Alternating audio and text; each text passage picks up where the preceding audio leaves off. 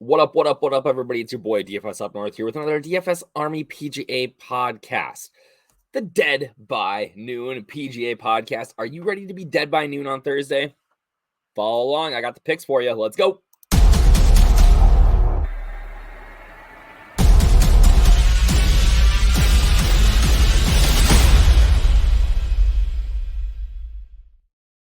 A shout out to my boy Kanger for giving us the Dead by Noon name for this PGA pod. But we are ready for the Valspar week, all right? We are at the Copperhead course at Innisbrook Golf Resort.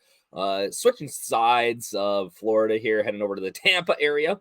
And it's looking like a fun week. I like the field. I like the course a ton. And the wind is looking a little bit sketchy here. So we are looking at some carnage. And I am ready for it. We had a really solid players. And I want to just give some guys some shout outs. And I actually have to go into the DFS Army Discord because so many guys like just showed some just banger results. Like Be More Bronco 33. Like, check this out. Are you kidding me? 47. Can I zoom in on that? Like, am I able to zoom in here? Oh yeah. Can I zoom in any closer? I'm really bad at the internets, but with just a massive score, right? 628, Scheffler, Hovland, Hatton, Lowry, Hoagie, who had just a monster Sunday.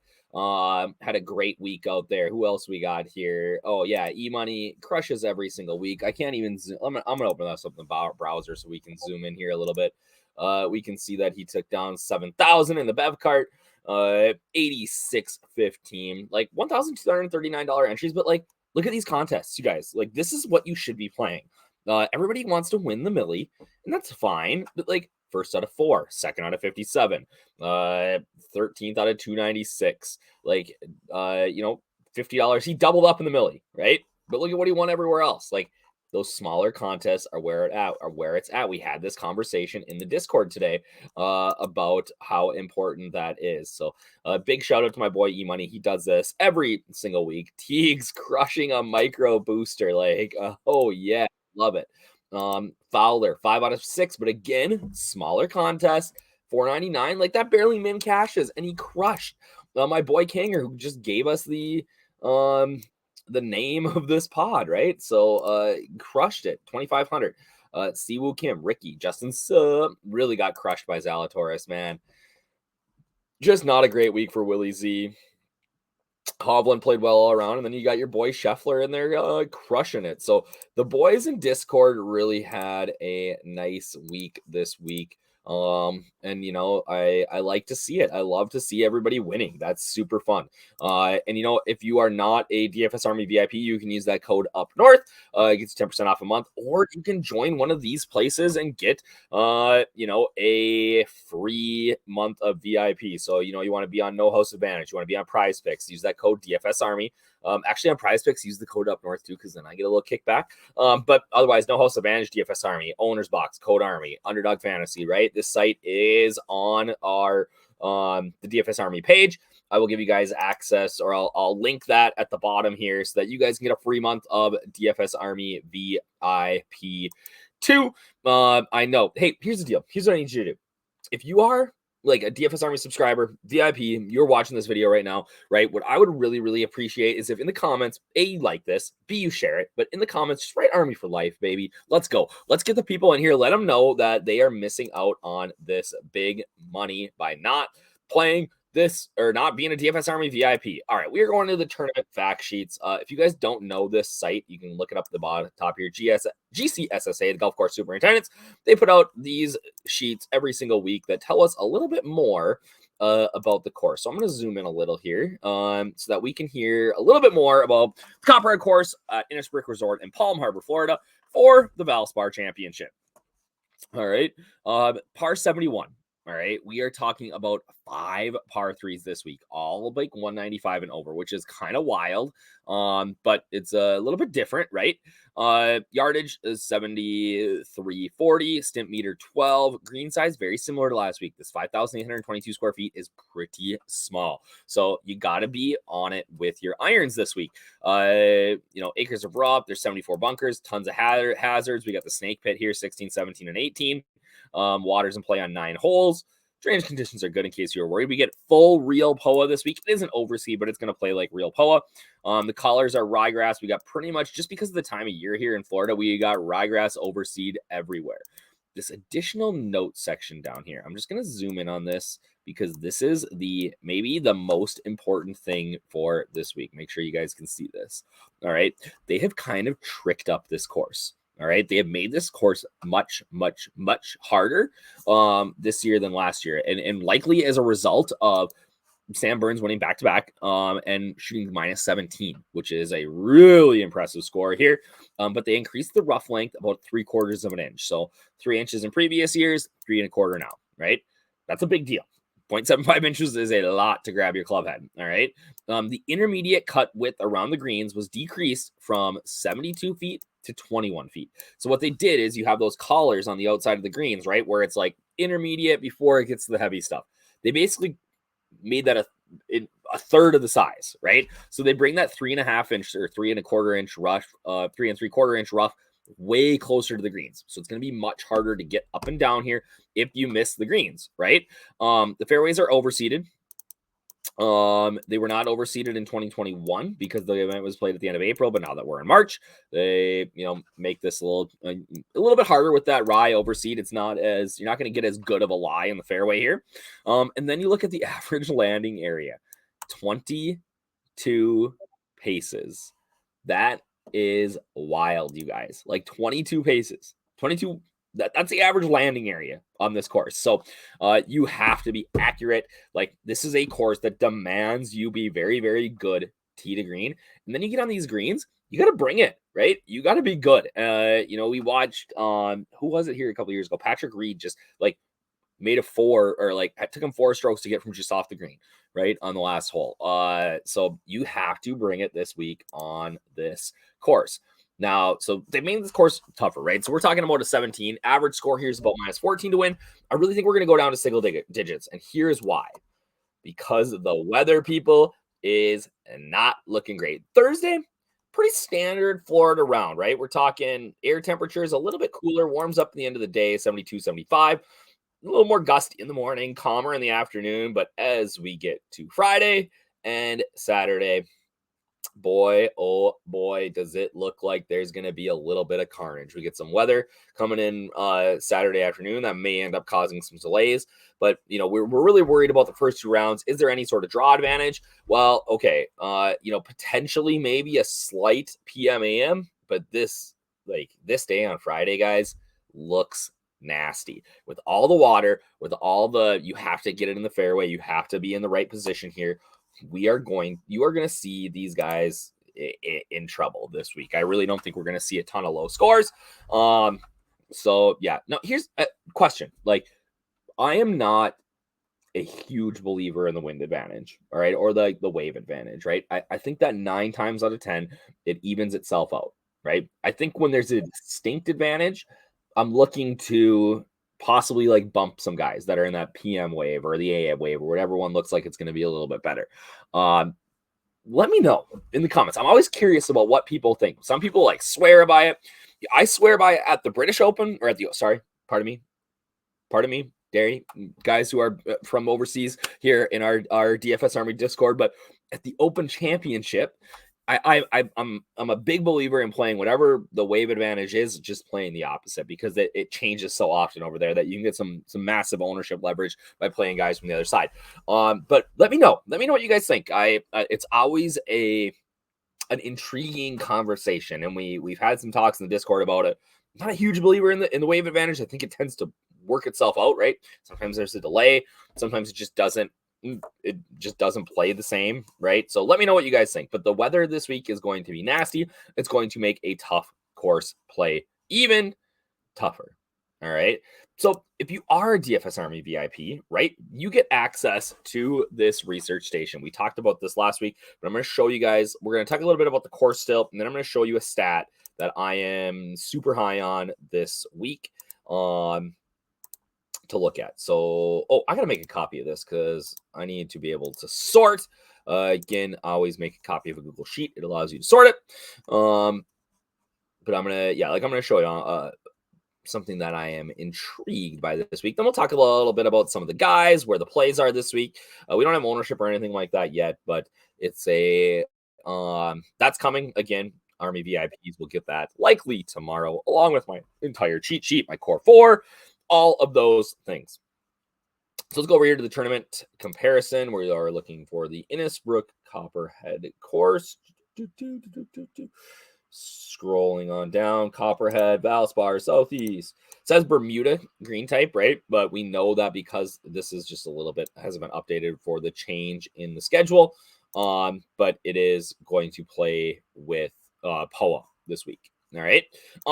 So field size 144, length 734, average score, one of the tougher courses that we have in our database here at 54.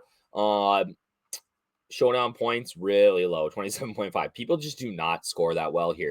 Driving distance 275, right? The Bombers are going to be able to club down, but you have to find the fairways here. Average accuracy is 57, greens and reg 57, which is one of the worst on tour.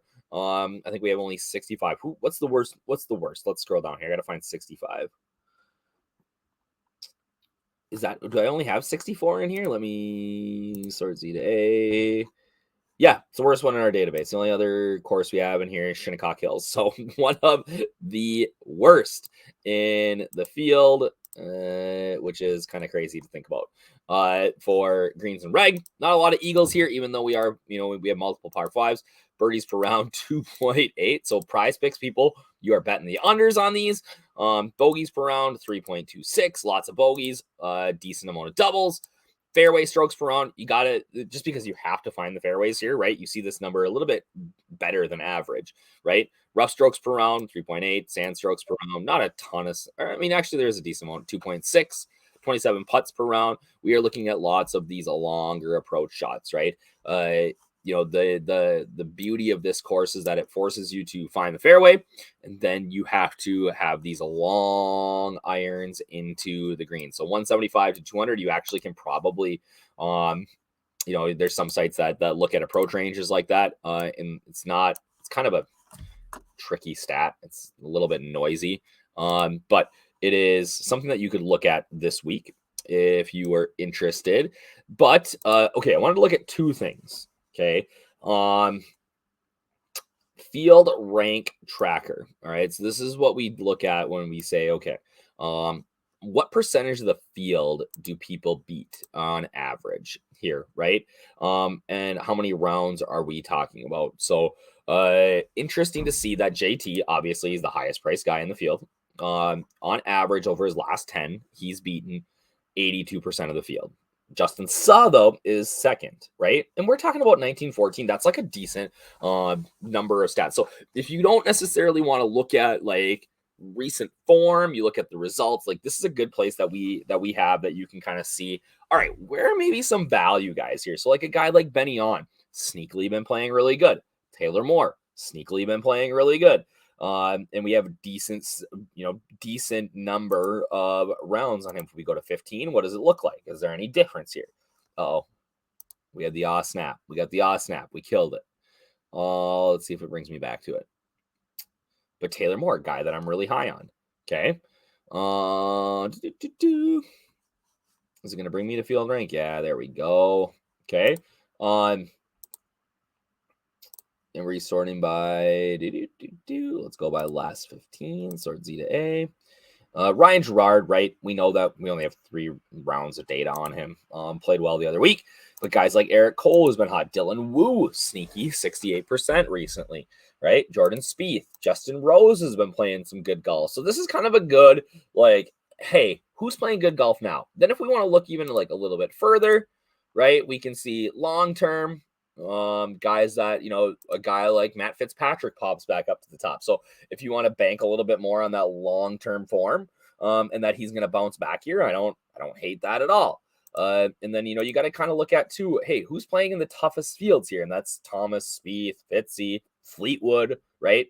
So I take, Fleetwood beating 66% of the field over his last 10 is a lot better than, Denny McCarthy beating 68% over his last 10, just because of the average field strength of the places that they're playing. All right. So that's the one thing I wanted to show you guys that we have. And again, you get that every single week. If you want access to this, you use the code UpNorth, gets you 10% off for life. Here's the one that I wanted to see. Double bogey or worse percentage. All right. So this is where you can find guys that are really struggling. And guys who are not. So this is the percentage of holes resulting in a score 2 strokes over par or worse. It can help you determine safe versus risky players. If you guys didn't know that, you can actually go and they'll give you the how often these stats are showing, what they are. So like recent is going over your last 15. Long term is over the calendar year. So like we know that guys that make big numbers here are guys that I don't really want in my lineups, right? So recent big numbers are guys that might end up being popular, like a Cam Champ, a Luke Donald, Webb Simpson. Webb popped off last week. Everybody's going to play him this week, I think, at his price. I just have zero interest. All right. The opposite of that double bogey or worse percentage, right? Guys who are avoiding double bogeys. Look at Ludwig Aberg. I mean, we only got 7 shot link rounds on him, but his recent form is really, really good. But Mark Hubbard, weirdly, Sam Burns, even though he's playing like trash right now, he's not making a ton of big numbers. Tommy Fleetwood, Brian Harmon, Ben Taylor. Ben Taylor's a guy that I think is going to be kind of sneaky this week. Just really, really, really good putter. Like he could be sneaky. So guys like that. Then the other thing we can look at here is our field rank splits. Like we can see what we just looked at a little bit, but then we can also we break it down by, okay, who plays really, really well in Florida? Well, JT beats 85% of the field. Justin Suh, Carson Young, but that's only one event, right? So you got to remember that. Events that have low green and regulation percentage, right? This one's a little bit tricky, but when you look at guys like Spieth, Fitzy, Fleetwood, JT even, right? These guys that have 8, 9, oh, well, there's Webb, right? That makes a big difference, right? We want to hit greens and regulation here. And when they're low numbers, who is getting, who's better than the field? All right. Let's talk a little bit about, let's reseal this and go to here. Let's talk a little bit about the field. All right. So it's an interesting field this week, right? I think that the 8K and up is fairly straightforward. I think that you're overpaying a little bit for some of these mid-tier guys like a Justin Suh. I really like him. I think he's a great player. I think we're overpaying a little bit. But the bottom of this field, guys, is really ugly. It's really, really, really bad. All right. So I just want to highlight a couple, like up at the top, like easy, right? Like I think all these guys are good plays. I kind of like the idea of starting in like this, like Adam Hadwin range, right? Former winner here, 7th last year, 13th at the Players last week, really should have been top 10. He missed a short putt on 18. I think he's intriguing. I don't mind Riley. I don't mind Suh. People love Wyndham Clark this week. And I get that the recent form is good, right? Like he's been just a solid play. I think that you can play him in cash, but I think this is an awful course fit for him. And I say you can play him in cash just because of what the ownership's going to be. I just like he's a good iron player and he's strong. He's a decent putter, but he's just not like he's gonna miss so many fairways here. I have a hard time getting on board Wyndham Clark this week. Gary Woodland's maybe quite a bit overpriced. Brandon Wu is a guy that I really like. Ben Griffin is fine, but another guy who weirdly, for being a former tax and professional or whatever, insurance salesman, doesn't do good. Even though he missed a cut here, I really do think that Taylor Moore's game fits quite well. But let's go down and talk about a few maybe studs that we haven't talked about. So the first guy's going to be Victor Perez. Bombs it. European guy playing really, really well in the Middle East earlier this year. Coming over here, I don't know if he's in Dell match play, but he's done really well there. Which this is not a similar comp course, but it's not that far off. I really like Victor Perez this week. I think that he's sneaky. Ludwig Aberg is going to be a popular play, but a good one. Top amateur in the world, really good player. I'm a big believer in Akshay Bhatia. Okay, really like the lefty. All right, I think he has a ton of upside. He was second in Puerto Rico. The amount of buzz on Twitter about him right now, and like people betting him, like I love Bhatia. I am in the Akshay army. Like he's not winning this week. Like betting Akshay Bhatia at his numbers down to, I've seen people bet him at 66 to 1. Like is maybe the biggest waste of money I've ever seen in my life. People get enamored by these guys and they just light money on fire. And really, that's what you have to do in DFS golf. You have to light money on fire. You have to take some stands. But for me, it ain't going to be Boccia this week at 7,500. Like, I'll have a little bit, but guys, like, come on now. They're like a guy like David Lingworth, though, 6th, 70th, 10th, 58. Like, I can get on board with David Lingworth this week. Short, hits a ton of fairways. Guy like Tyler Duncan, I can get on board with. Really playing well. Sam Stevens, I think, could be sneaky this week. Long and fairly accurate. Let's look at Sam Stevens' peripherals, right? Really, we only have one tournament with him on that number, but pretty good double bogey or worse percentage, right? Like, the guy can play some golf. Iron play is going to come back, maybe. His putter should come back, though. Kramer Hickok, I'm really high on this week. As we get down here below 7K, guys, it gets really ugly. But the one guy I've been a core play for me for a while now, but I really like Zach Johnson. I think the Ryder Cup captain's playing well. I really like Dylan Wu. Think that he's going to be really played well last week. Kind of burned me on Sunday, but a guy that hits a ton of fairways. He good iron player, good putter. Let's see what we got here. Just really good overall player. I like him a lot. Vincent Norman might be a little popular down here. Like, we're getting into the dregs of this field. And guys that are either just not playing well or they missed a bunch of cuts in a row. But one guy that I think could be really good is Brent Grant at 6,300. 309. Like, how do you hit it 310 and hit the fairway 65% of the time? That's wild to me. So I think that he could be sneaky. If you really want to get dirty and down here, I do have a little bit of love for Trevor Warby-Low. Even though these iron numbers are atrocious, although it's like literally one tournament that we have data for. I think you could actually play Tyson Alexander. I don't think that he's that bad of a golfer, but like, we're getting into the, hey, what are we doing here? Why are we jumping on these guys that are so low? All right, the last thing I wanted to show you is I just wanted to again talk a little bit about ways that we can use. We don't have projections in right now, but I believe that the DS is still loaded. Let me see. Again, you want to access this research station, you want to play around with it yourself, please do. It is you can use that code UpNorth to get 10% off for life, or you can use one of those free codes. Let's see the DFS Army PGA. Oh, Slate's not found. So the back test. And back testing is really a handy thing to do, but I'm going to use this just to show you guys one thing that I am really, really high on. So you can stack different players, right? I want to stack, let's say like I've got a core of guys that I really, really like this week. So let's say, this was last week. So last week my core was, and I'll just be honest, like, right, like we can talk about me making bad decisions. I missed Mitzi. Who else do I have in here? I had Cullen, and this is just a cool thing that we can do, right? I had Colin Morikawa. Who else was in my core last week?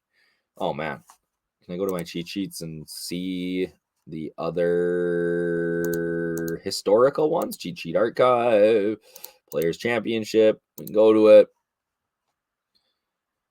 Man, it was like 3 days ago. It was like half a second ago, and I can't remember. Oh, Tom Kim. Yeah. Oh man. I missed on some of these guys last week, but again, hey, highest variance tournament in the field or of the year. So Tom Kim, and who else did I like? I liked Connors. Yeah, Connors.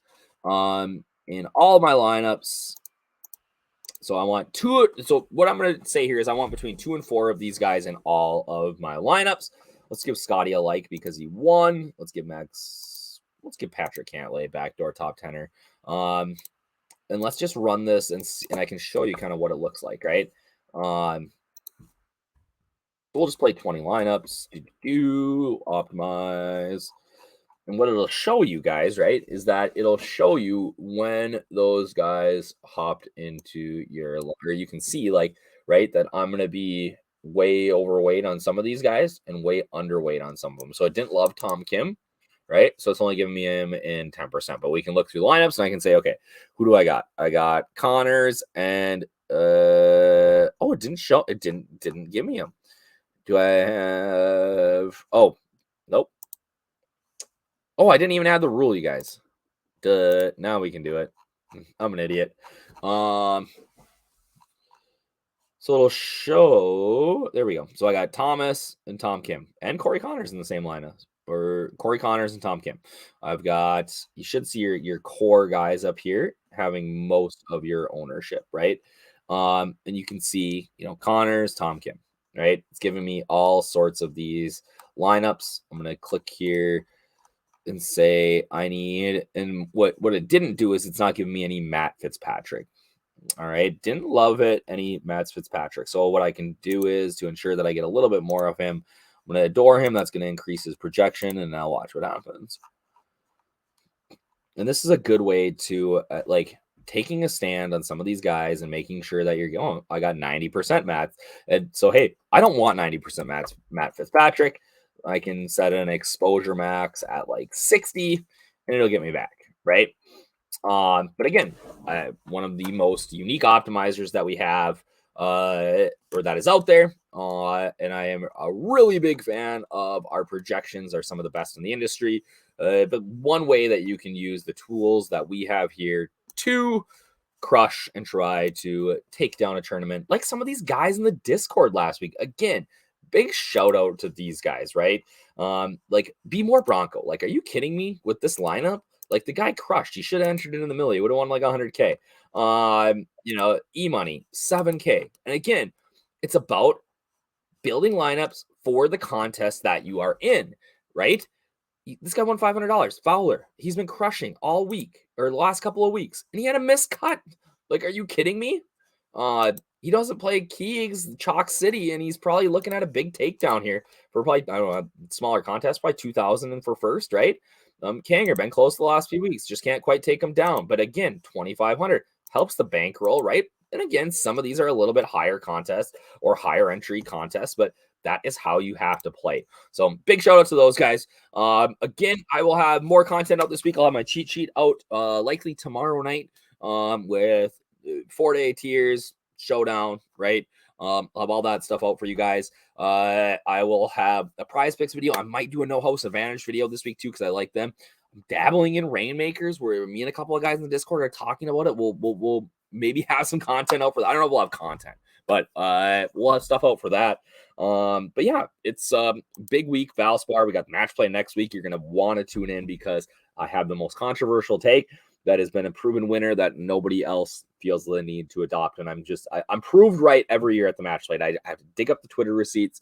So you're gonna have to check that out next week. Code UpNorth, 10% off VIP membership. Cheers, guys. Have a great week.